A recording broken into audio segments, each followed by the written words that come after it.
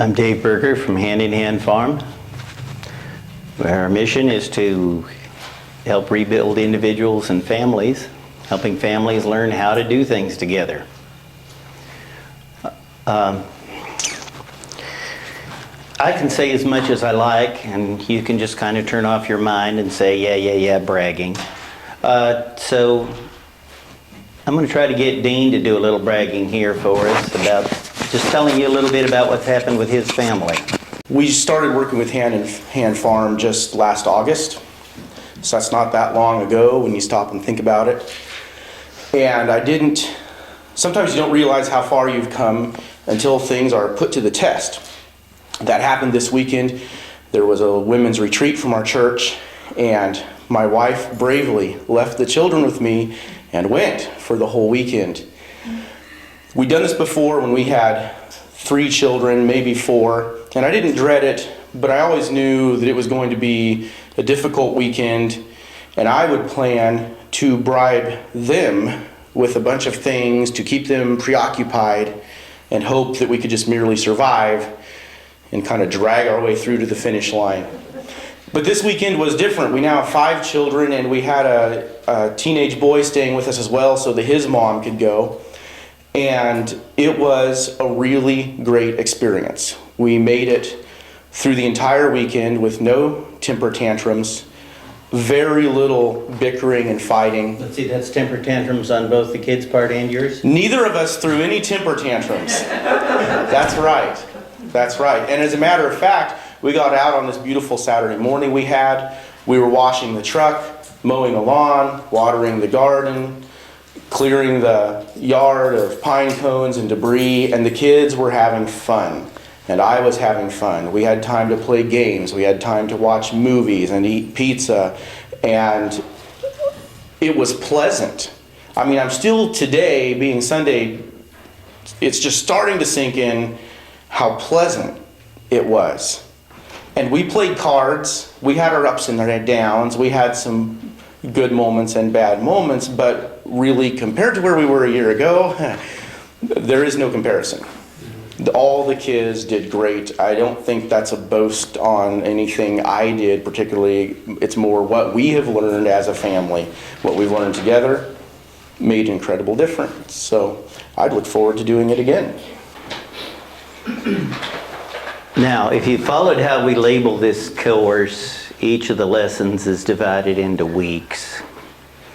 And week 3 usually takes us 3 to 5 weeks to get through, if you can follow that. Now, this is about creating family rules that actually work. When I was a quality systems engineer, well, I did construction, designing, and factory design, remodeling, being in charge of buildings going up. I worked in quality systems and developmental metrology. Those are the 3 areas I spent my career. And in quality systems, I would be asked to evaluate either work groups or manufacturing lines, or sometimes it was entire manufacturing processes. They'd send me to another division and say, these boys can't do their job. These ladies aren't quite making it. Maybe they'd send me down to Mexico and say, is this a viable thing for us to consider as a subcontractor? One of the people showed us some product that we really wanted to buy, but they couldn't build enough to keep us going. So I was sent to the Far East. You can tell, if you're a geography student, you can tell where the Far East is because they're either right next to the states or the states that line up on the East Coast. That's places like Virginia and Pennsylvania and New York and Maryland. So this plant was in the Far East, clear over Pennsylvania. And I was asked to evaluate why it is that such a great product they were trying to build, they couldn't build enough. And there was 6,000 people or so there. And I noticed as I went from cubicle to cubicle, every desk, the top chef in it had the same manuals which was company rules, and then manuals to how to interpret them. And when I started looking into this, they had 3,820 rules. And every Friday they got every supervisor, every lead engineer in the plant, every manager, and they all got together and they learned about 20 more rules. And you pull one of these manuals off the shelf and you open it up and here's the rule, and there's just maybe 3 or 4 pages, 6 or 8 pages about that rule, and then there's the next rule. And anybody got a clue as to why they couldn't function? So my first thing was to go through and tell them on every machine I want a recipe, just like a top operator would write to remind themselves how to run the machine. Just label each button, each knob, show where it goes. If I'm running product A, they go here. If I'm running product B, they go here. Product C, they go here. Step 2 was make a little video about how to run it. While that was going on, I met with the board of directors and the CEO, and these were really frustrated people. They said, we've tried to show these folks what to do. They got bad attitudes. You walk across the manufacturing floor, there was people yelling, people throwing things, people just screaming and walking out, I'll be back later. You know, all this it was nasty. I've never been in a place that had such bad morale, except a couple homes that were in the process of divorce. Anyway, as I talked with the board, I asked them, how many rules do you really need? And they thought about it, and and I said, well, let's meet tomorrow. How many rules does the manufacturing plant really need? And they came back the next day, and some of them had spent most of the night on this, and they said they had no idea, no way to tell. And I said, well, folks, how about one? And they said, what? Try this. Our continued, safe, cheerful employees build product according to spec on time. Do you need any more than that? And the guy thought about it. Well, let's get our continued. That says a lot. Safe, cheerful employees build product according to spec on time. So when it took about 2 weeks for the whole manufacturing plant to do their little operational videos. And then I told the CEO, hold a meeting. And what I want you to do is change your pay scale a little bit.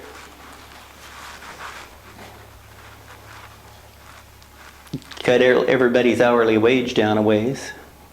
But start giving them bonuses when the product meets, at 80%, give them a little bit of a bonus. At 90% yield, that means 10% fails, 90% works. At 90% yield, give them a little more bonus. At 95%, give them a great big bonus. I want you to hold a meeting in your cafeteria. I want you to take all of those rules, and they were here on hand trucks, and throw them out. So the manager did that. He got everybody in the cafeteria, pretty large place, held about 7,500 people, so there was a little bit of space left over. Everybody could see him up on a platform. And he had guys bringing by hand truck, bringing the plant rules in, stacking them up on a table. And he had a bin there that was 4 by 4 by 2 feet. And he said, now here's what we're going to do with these rules, folks. And he pushed them all into the trash.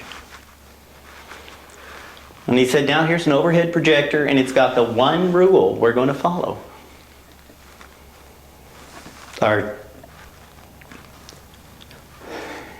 What was the rule? Are continued. You see the application? What's the next one? Safe. Cheerful. Employees. Build product according to spec on time. Well, do you see how there's no word in there we can throw out? Every word And it starts with "are continued." Safe. I mean, we got the odor down. This rule meant something. A guy puts it up there, and everybody's just sitting back. You know, and he'd planted a couple people out there to ask questions. Said, "What if we don't like this?" And he said, "Show up at my office and we'll have a career discussion."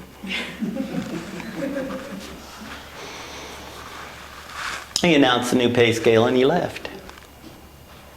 And that whole place was just absolutely silent. But every day across the next couple of months, the yield was going up. And as the yield went up, the morale went up. You see, instead of hollering at people for doing the wrong thing, they were rewarding people for doing the right thing. By making rules where everybody knew where they stood. With 3,820 rules, could anybody figure out where anybody was? I mean, they had like, I don't know, maybe yay many pages of just describing the difference between a supervisor and a manager. Does anybody really need that in a manufacturing plant? Do we need that in our homes? Parents have one of two ways they approach the kids. Either we don't tell them anything and yell at them when they do the wrong thing, but the wrong thing changes, so they're just going to get yelled at anyway. Or we make so many rules that nobody can remember them all, even the parents. What if your family had rules that were simple enough that it only took 3 or 4 rules to cover your home? What if those rules were broad-based? Such as our children, the members of our family, are polite and fun to be around. Well, that's a lot different than saying, "All right, you slob, here's the 9,064 things that are fun to be around. Memorize them. We'll have a test next Tuesday," or was that Wednesday? I think it was Tuesday, wasn't it? That's not going to work. So what I want to do, pass these out a little bit if you would.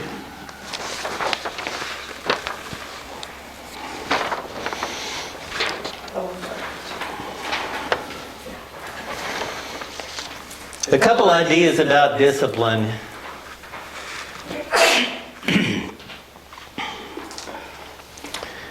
Most families' rules are arbitrary. Sometimes the kid is disciplined for it, sometimes the kid is ignored for it, sometimes the kid is just kind of sort of slapped on the hand but nothing really. So what the kids have to know is that anyone not following the rules will be disciplined. This is life, and we must teach our children to deal with it. If they go down to Fred Meyer, do you think the rules for how they run the cash register are arbitrary? You either run it the way the company says or you don't, and if you don't, well, you've made a career choice. That's the way the world approaches it.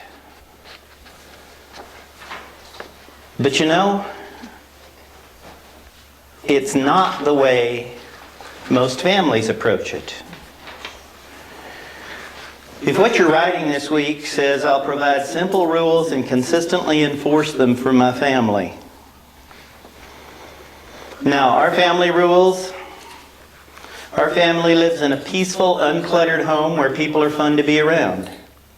Members of our family follow the rules wherever we go, and we let each other know our plans, where we are, and when we'll be back.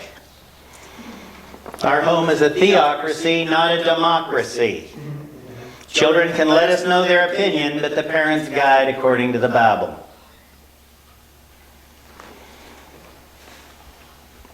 Now, do we need more than this? Would these rules cover a family of toddlers? A family of toddlers may need a different set of rules. Okay? A set of rules that works For grade school kids, if you made a rule that says you'll be home by 10:30 on weekend nights and 9 o'clock on school nights, and you won't have any dates till you're 16, does that mean much to a 4-year-old? So your rules are going to change a little bit as you go along, depending on the kid's age and the needs of the family. Now, Dean's family, they had specific needs. They needed to get a couple of the kids' house broke. They needed to get them where they weren't, you've got little ones. Continuing to work on that when they're in high school may not make much sense. So you have to look. Dean's family has different needs than what yours will. So the rules that Dean, Miss Deborah lay out may not work for you. You've got to make something that works for yourself. We just finished a class in Silverton, and one of the sets of parents said we have to teach our kids to clean their rooms, and they went to great lengths to make a box for these toys and a box for these toys, and to label the boxes and to label the drawers, and Mom wanted all the clothes stacked this way. Well, if that's what works for them, hallelujah. Another mom said, we are so busy with so many things, kids, just so we can close the door, it's fine. Okay, if the mess is so deep that we can't close the door to your room anymore, well, then it's a problem. Okay, if that works for her, fine. You see, you've got to make the rules match what your lifestyle is and what your family goals are.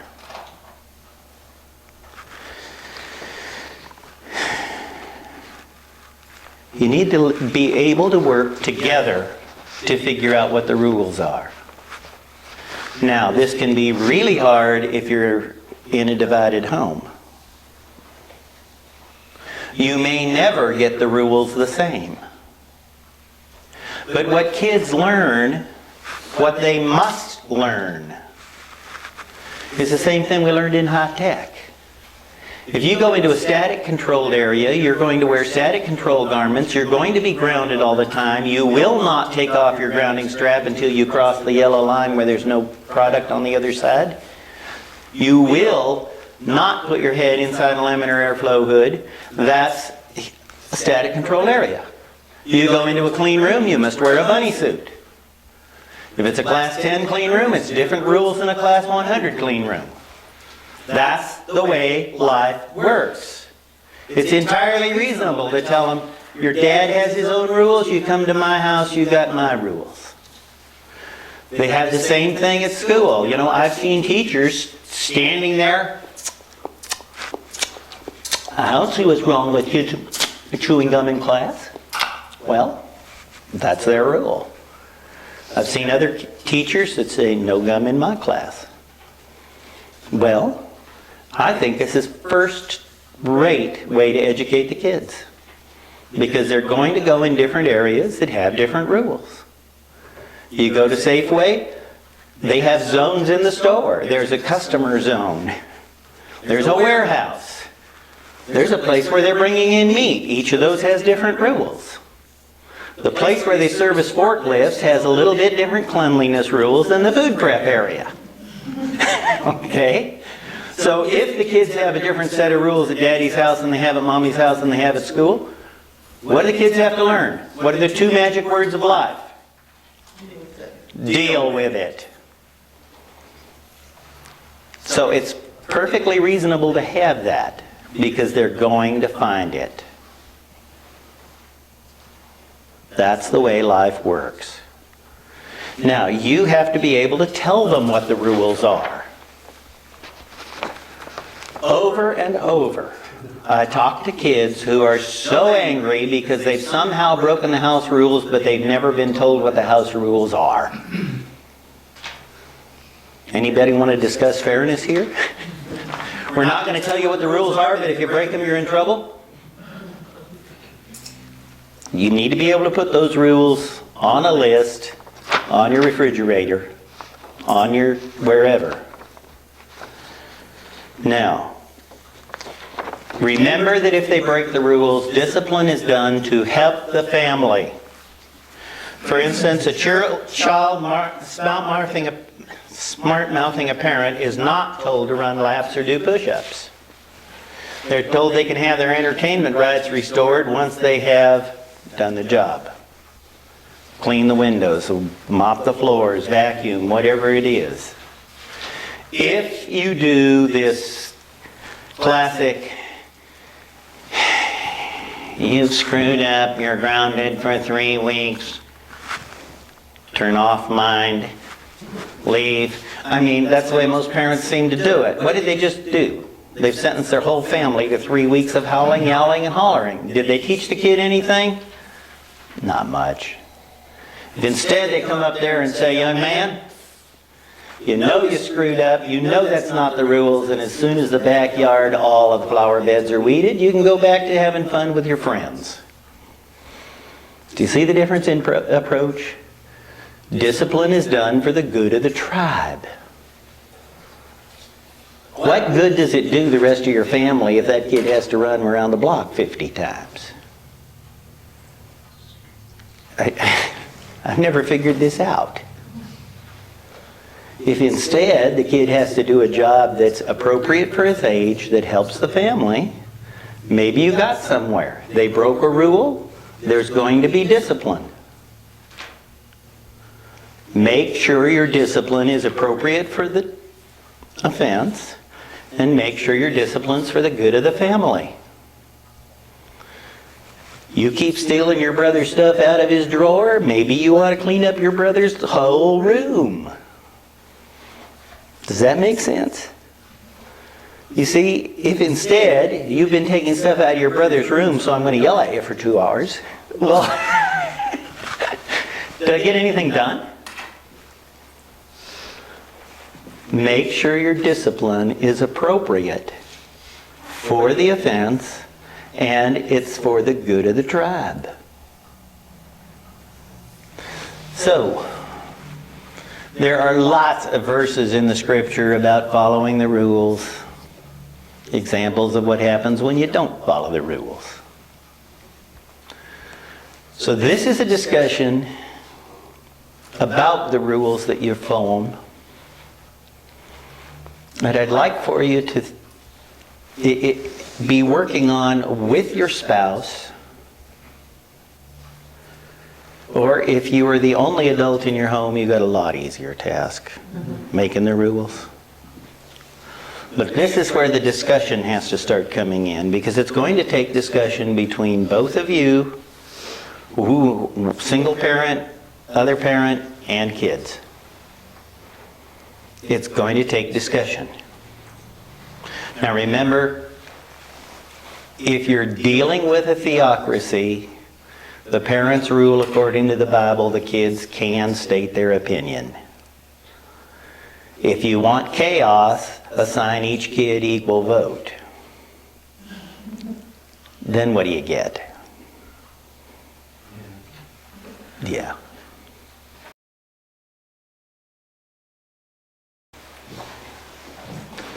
So this has been discussion about Lesson 3, Building Family Rules. Remember the concepts. There's different classes of value. You have a family value that is just, we live in an uncluttered home. We tell the truth. That's describing your family values as a basis. If anybody in the family doesn't follow that, other people in the family should be able to call them on it. There are things that are rules that are age appropriate. This is an adult area. Kids don't come here. And you want to make these such that they're based on a principle the kids can understand. Now, when I was cowboying and riding for different outfits, they had a habit.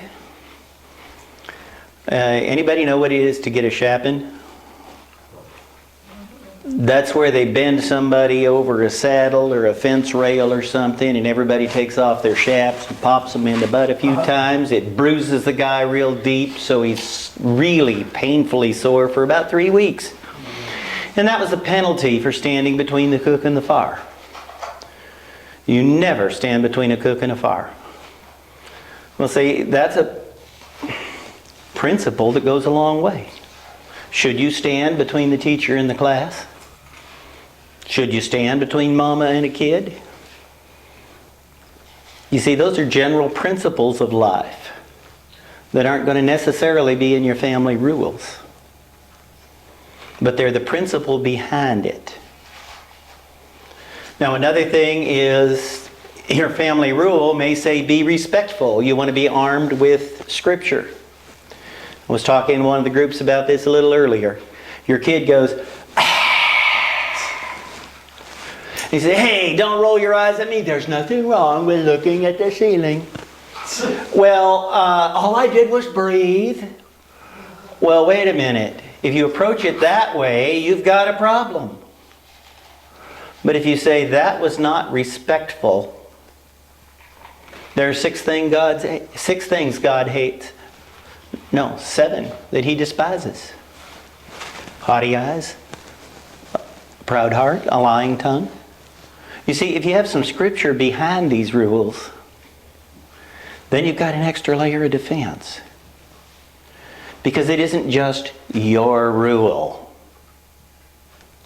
You don't want to be standing up with these rules because I said so and I'm the mom. There.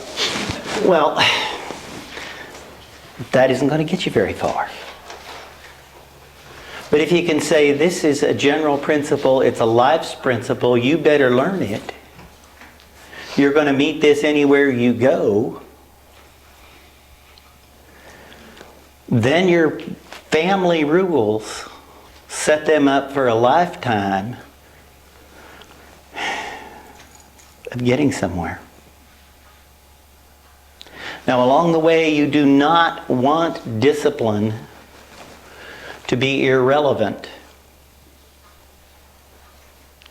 You want the kid to know that the discipline fits the crime. Right? Trashy dress means a trashy job. Clean out that garbage can. Okay? Dirty language means dirty jobs. Go clean the toilet. Go clean the bathtub. You see, if you get the kind of rule system set up where the kids are confident in what they've got, and yet in the process they know it's not overly strict, you're going to be able to get a lot farther. Keeping the class notes and being able to say, look kids, here's where this comes from and here's the Scripture. You see, you don't want them arguing with you. You want them addressing their own behavior and addressing what God requests. And too often what happens is the parent tries to become the enforcer and the bully. It's another one of those words, enforcer. Anybody can say that in Northern 10 times real fast? And not get too messed up when they do it? I don't know, I haven't figured that one out yet. The kids, in learning these values, have to see it in you. You see, if you're standing there at the back of your chair saying, yeah, woman, come on, hurry up, we're waiting for you. I can't sit down till you do because it's manners. Yeah. Well, is that going to teach the kids to be polite? Or if we help mama get everything to the table, ask her if there's anything more she needs, and then somebody pulls the chair, daddy pulls the chair out for her, brothers pull the chair out for their sisters, dad stands and waits now, mom's sitting down, sisters sit down in the order God made them, daddy sits down, brothers sit down in the order God made them. What have you just done with your day? You can turn just a meal into a celebration of honor and respect simply by the way you approach the meal. So that's the kind of thing we want this rule to frame up. If we're talking about respect, we need respect as a lifestyle. I've known men who would actually just climb in the car ahead of them, ahead of Mama, lean over and open the door for her and say, "Hurry up, get in here," instead of going around opening the door for her. You see, if you want your kids to learn respect, you've got to live respect. You've got to speak respect. Then they'll catch respect. Does that make sense? You want to make this stuff lovingly, joyfully done. Manners shouldn't be just something we do because we must. It must be a celebration. I mean, guys, is there anybody here that's actually sane that would pass up a chance to honor their wife? Yeah, you don't do that. And so your kids, if they see you as the leader of the house, honoring your partner, cherishing her, remember a family value here. At a time when divorce meant you strip the woman, shave her hair, and turn her loose on the desert because she hadn't done what you wanted, the Hebrew people had a teaching that said, "Husbands, love your wives." That was so unique in that world. God actually talked about women. I mean, look at the early Greeks. In the logic schools, they had this thing. It said, you can argue any of the three silly processes. Which came first, the chicken or the egg? If a circle is truly round, does it ever have a start and ever have an end? And the other one was, does a woman have a soul? And if that's true, does a dog? Those were things that the classic Greeks argued. And into that, Christ came and said, love your wife as Christ loved the church, giving his life for her. You see, if your rules are successful, that's what you're going to be embodying. This lifestyle of honor, living the way of chivalry. So as you think about the rules you want this week, and it'll probably take us, week 3 takes 3 to 5 weeks to get through. Think about the value system you're trying to impart to these kids. And bring that to life in the words you choose. Now, if you think it's okay to go out and work on your motorcycle, get grease all over your clothes, come in, sit down and say, "Where's my supper, woman?" And as a woman you're willing to put up with that, well, your family rules are going to be a little different than I'd want to see. So look at the kind of honor you're building into your kids and realize this will help define the mate they choose. This will help define their behavior when they leave home. And this will define the behavior of your grandkids. That's what these rules, this is how important they are. You need to know where you want your family to head as adults. Do you want them honoring their pastor? Are you treating the pastor with honor yourself?